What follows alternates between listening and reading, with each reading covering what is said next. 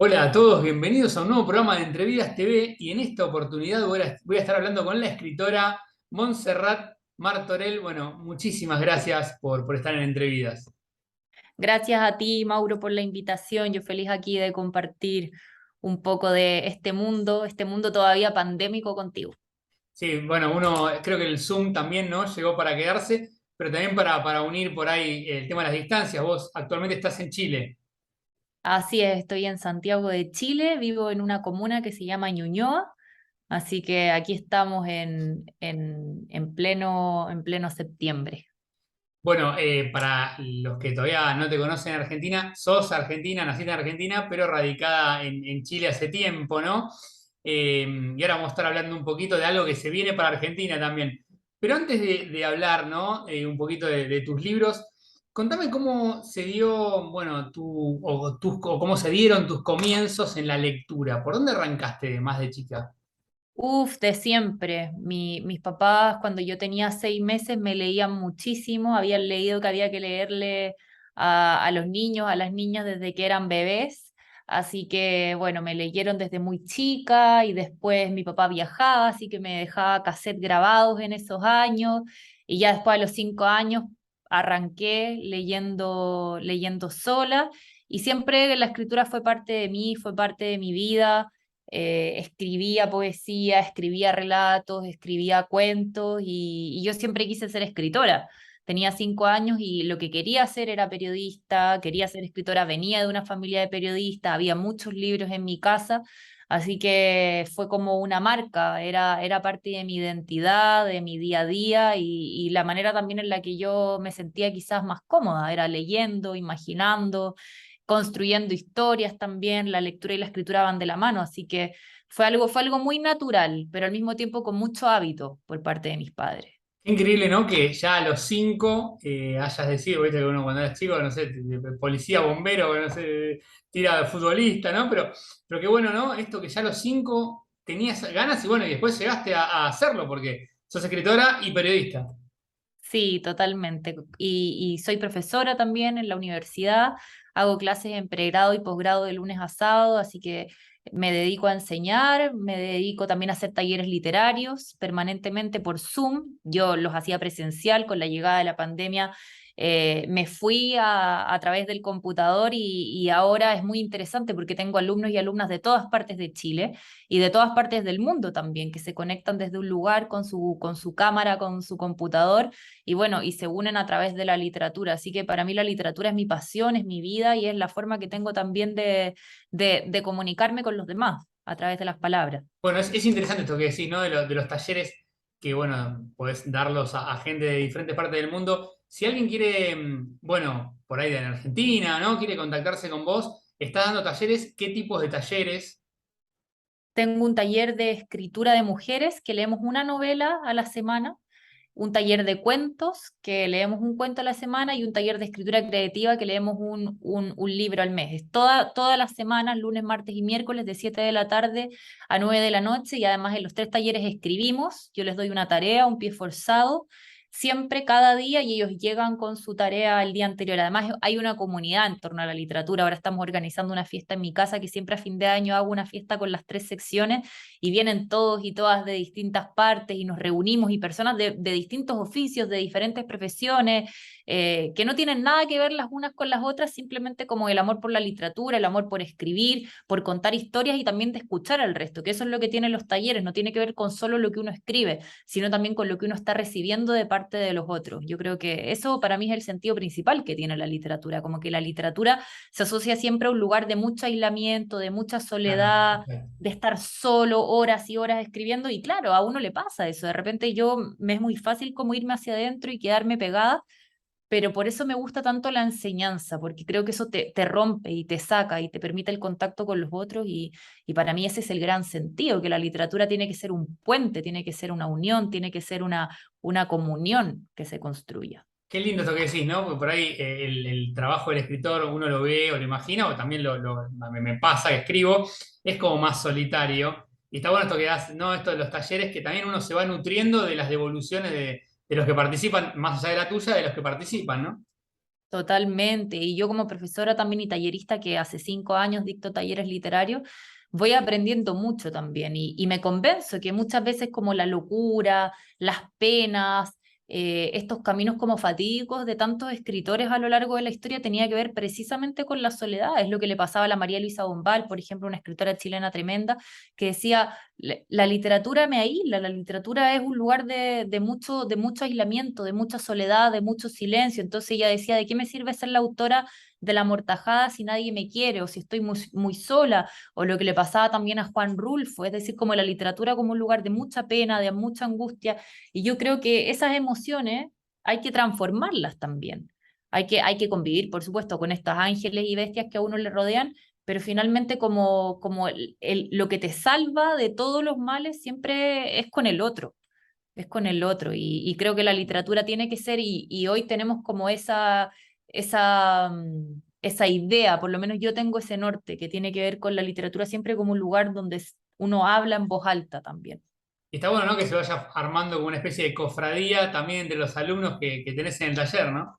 Totalmente, o sea, yo tengo alumnos que llevan años conmigo, años, 3 años, gente que de repente va, se toma un receso porque tiene mucho trabajo y termina volviendo, aparte como que en esta casa yo recibo a mis amigos, a mis amigas, a mis estudiantes de los talleres literarios, entonces se arma como un espacio muy rico de conversación, de leer poesía, de recomendaciones, de siempre estar como interactuando con el otro, de un diálogo permanente que es muy nutritivo. Y como profe, se dio la oportunidad de que algunos alumnos hayan publicado algún libro. Sí, muchos, y muchos han ganado concursos literarios también. Siempre, permanentemente, tengo como 35 alumnos en los talleres literarios en estas tres Bastante. secciones. Publican sus libros, me invitan, los prologo, los presento. Es muy bonito. De hecho, bueno, hace un tiempo se murió uno de mis alumnos de una enfermedad, de un cáncer, y entre todos le hicimos un libro y se lo regalamos a la familia para que su familia, sus hijos que eran pequeñitos, tuvieran los recuerdos de su padre, también que había entrado al taller literario. Gabriel se llamaba mi alumno. Así que nada, la literatura te une, la literatura como un espacio sagrado de mucho amor. Yo creo que a mí la literatura me ha entregado mucho, me ha entregado viajes, me ha entregado amigos, me ha entregado vivir experiencias que no puedo vivir de ninguna otra manera si no es leyendo y escribiendo y es mi lugar, es mi vida. Y en esto, bueno, es tu vida y también hay un libro que para vos creo, ¿no? Es muy importante en tu vida, que sigue haciendo su camino, ¿no? Es como, digamos, como un hijo que sigue recorriendo, que es La Última Ceniza. Lo publicaste en el 2016, después otra edición, incluso en Colombia, 2021, y ahora en algún momento va a salir la edición en Argentina. Contame un poquito acerca de Sí. este camino, ¿no? Que hizo semejante libro, esta novela. Es un libro, La Última Ceniza, que de hecho lo tengo aquí, que esta es la primera edición. Es un libro que yo escribí muy joven, cuando vivía en Madrid. Hice un máster en escritura creativa en la Universidad Complutense durante 2 años y escribí esa novela, o sea, la empecé a escribir a los 24 años. Y bueno, la publiqué en el 2016, tuvo una muy buena crítica, muy buena recepción. Es un libro que habla precisamente sobre la violencia de género, una mujer que es maltratada por su pareja, y bueno, hay muertes, hay abusos, hay secretos, hay máscaras, como decía José Donoso, las máscaras que usamos para sobrevivir. Y es un libro que, como pasa con los libros, a veces van creciendo con uno, ¿cierto? Ahora vengo llegando hace poco de Colombia, estuve en una gira literaria en Cartagena de Indias y en Bogotá, presentando la nueva edición de La Última Ceniza, que salió el año pasado, como tú bien decías. Y ahora sí, voy a estar en la Feria del Libro del Chaco entre el 13 y el 16 de octubre presentando este libro, que es una edición argentina-española. Así que sí, es muy interesante porque en el fondo son libros que uno escribió hace 10 años, yo tengo 34 años, y que tienes que volver a mirarlos, volver a defenderlos, volver a contestar preguntas, entrevistas, y claro, como que hay cosas que ya no tienen que ver con tus obsesiones ni con la manera que miras la vida, y sin embargo todavía me sigue gustando mucho. O sea, es un libro donde yo me sigo encontrando con mi voz literaria, donde me sigo encontrando con la que fui, con la que soy, por muchos matices que hayan y por muchas transformaciones también que existan. Y qué bueno esto que decís, ¿no? Porque viste que a veces uno habla con autores que como tienen cierto recelo de volver a su primer libro, ¿no? Al primero que Exacto. publicaron. Y bueno, a vos no te pasa, porque es un libro que No. sigue recorriendo, que hasta diríamos, y lamentablemente, ¿no? Esto que decís, la violencia de género es hasta atemporal, ¿no? Pero ¿por qué pensás que este libro todavía sigue vigente? Digo, más allá de la temática, ¿no? Porque la verdad que es un éxito que se siga editando en diferentes partes del mundo.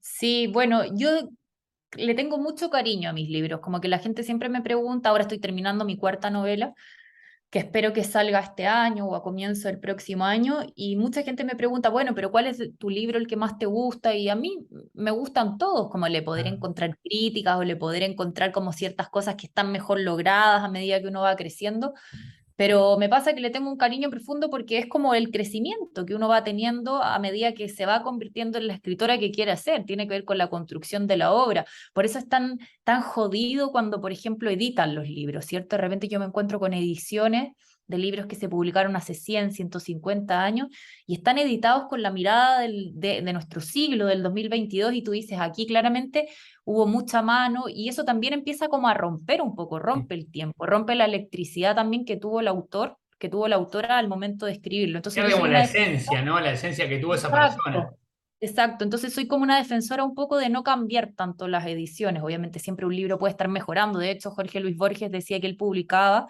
para dejar de editar, porque si no tú te quedas pegadísimo y no lo sueltas. Y Si no, no eso yo terminas creo, más, claro. exacto, es el gran problema. ¿Y qué es lo que yo creo que hace que este libro siga tan vigente? Bueno, este libro está construido a partir de una polifonía de voces, le doy como vocación de protagonista a cada uno de los personajes, habla Laura, habla Conrado, habla Alfonsina, es un libro que lo que más me obsesionaba en su momento era romper el tiempo, y la violencia de género, bueno, sigue siendo el gran problema de nuestra sociedad, todavía en países como México, en España, en Chile, una de cada tres mujeres dice haber sufrido alguna vez en la vida violencia por parte de alguna pareja que haya tenido. Entonces, seguimos viviendo el machismo, seguimos viviendo los feminicidios, este libro tiene partes que son muy violentas, existe una violación, hay muerte, hay cosas que no sabemos hasta el final. Entonces, yo creo que eso es lo que ha tenido este libro. Y además, como, bueno, con la poesía, que es mi gran tema, mi gran obsesión, a mí me interesa que la prosa sea poética, yo escribo mucha poesía, y para mí el cómo uno cuenta una historia tiene que ver con cómo se sostiene la trama también. No solo me importa el qué se está contando, sino el cómo, lo que hay ahí detrás. Así que yo creo que todas esas cosas han hecho que el libro no envejezca y bueno, tuve una excelente crítica en Colombia, de hecho voy a volver el próximo año un par de veces, que tengo una feria del libro y otra gira literaria. Así que bueno, espero que siga creciendo el libro y siga existiendo, porque aparte es un libro que me abrió las puertas al ser escritora ya públicamente, porque obviamente yo venía escribiendo muchos años antes. Y bueno, hablabas de esto, ¿no? Que estás escribiendo tu cuarta novela. Tenés antes del después, sería tu segunda novela, ¿no? Y después la Exacto. tercera es Empezar a olvidarte. Así En es. 2021, Editorial Turbina. Sí, ecuatoriana, una editorial ecuatoriana. Es muy bonito porque empecé como a firmar contratos con editoriales extranjeras. Yo creo que tuvo mucho que ver también con esta, de cómo nos cambió la pandemia, como la manera de pensar. Claro. O sea, de repente yo me vi en los talleres literarios con tantos alumnos de tantos países distintos y como que se me abrió la idea de esta universalidad y de decir, bueno, como aparecieron propuestas, ofertas interesantes y publiqué el año pasado con Colombia, al mismo tiempo con Ecuador, con editoriales que me interesaban, que me hacían mucho sentido, y ha sido muy bonito también trabajar con editores de otras partes, porque además vas viendo como esta idea de que decía León Tolstoy, ¿cierto? Como pinta tu aldea y serás universal. Al final uno escribe desde un lugar, desde su perspectiva, en mi caso el ser mujer, el vivir en Santiago de Chile hoy, y te vas dando cuenta que en realidad muchas de las cosas que tú observas también pueden ser la de los otros independiente dónde estén las distancias, dónde esté la geografía, como que hay algo ahí que es más eterno, que la literatura tiene esa capacidad, ¿cierto?, de ser un registro permanente de la historia y también que nos ayuda a recuperar la memoria, absolutamente. Y hay como temas universales también, ¿no? Sí, a quién empezar a olvidarte, bueno, sobre todo tiene que ver con la relación de una pareja que se acaba, pero al mismo tiempo lo mismo, estas obsesiones, los vínculos familiares medios enfermizos, las mentiras, como los secretos, las cosas inconfesables.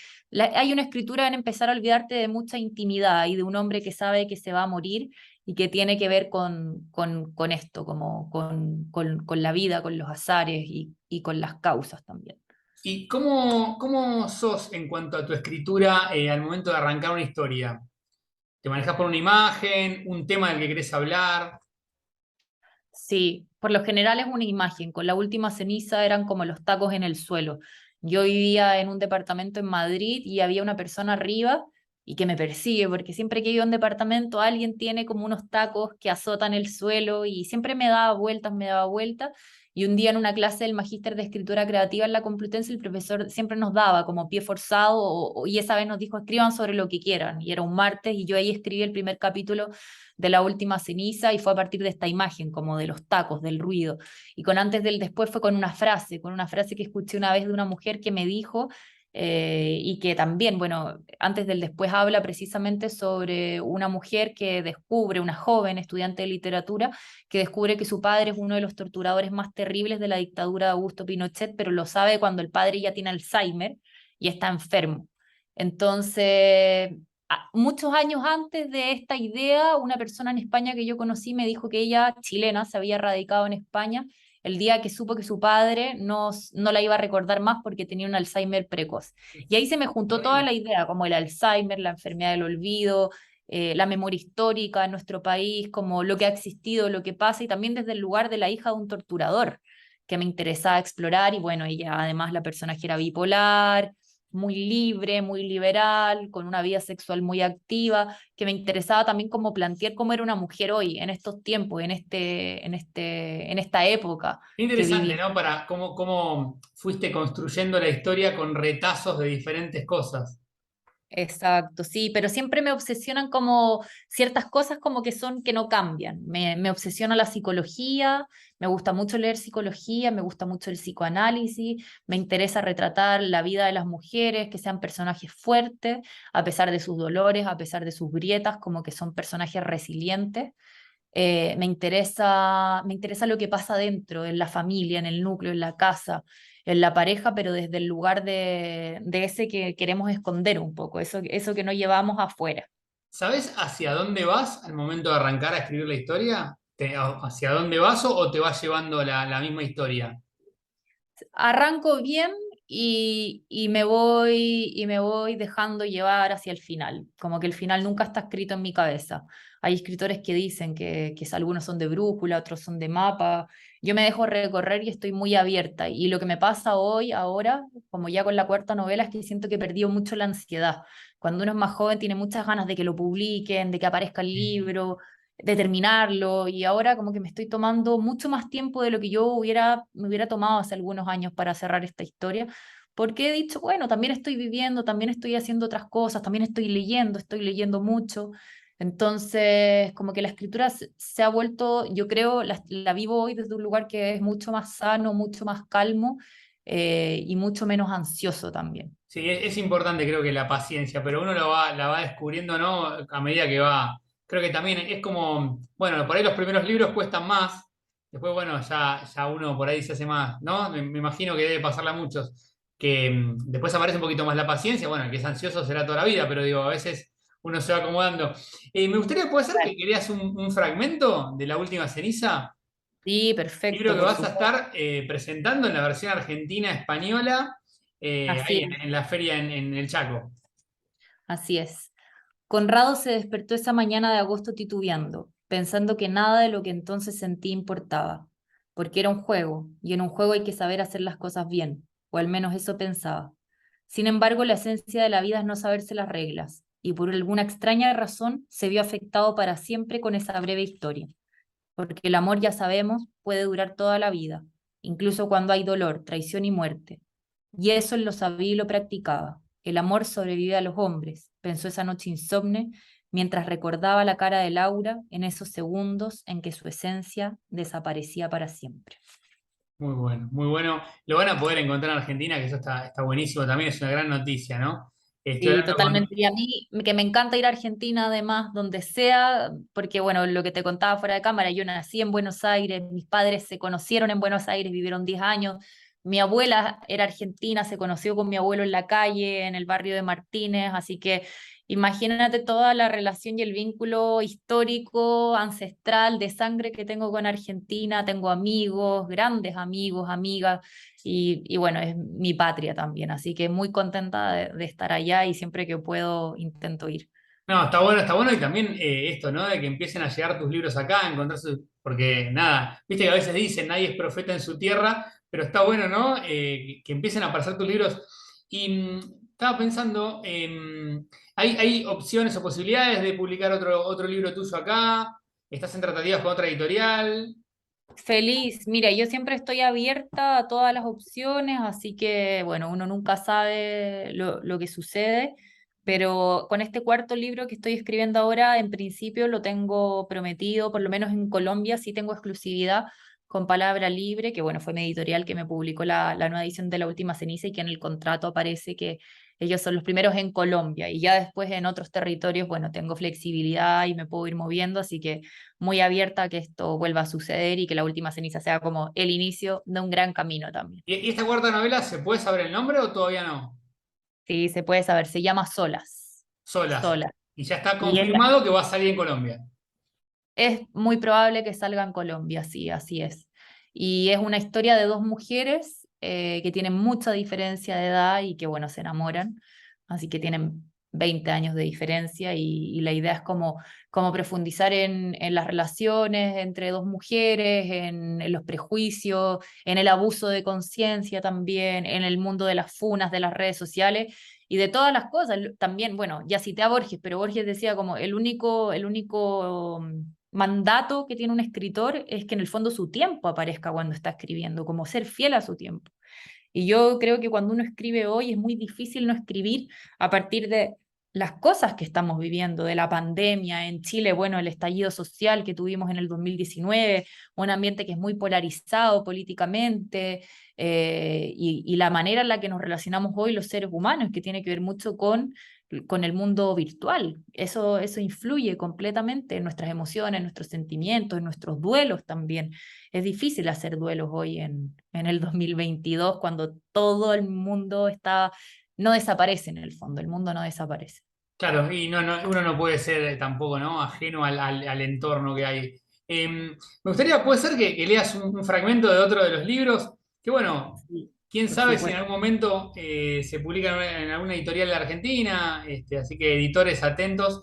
Para Montserrat Martorell va a estar leyendo. Bueno, cuando quieras. Sí, les voy a leer una parte de Empezar a olvidarte. Editorial Turbina es una tremenda editorial ecuatoriana. Esta es la edición, la colección Turbulencia, donde publicó a Ariana Harwick, Mónica Ojeda, en fin, hay un montón de autores súper interesantes, Alberto Giordano, César Aira. Así que bueno, les voy a leer el inicio.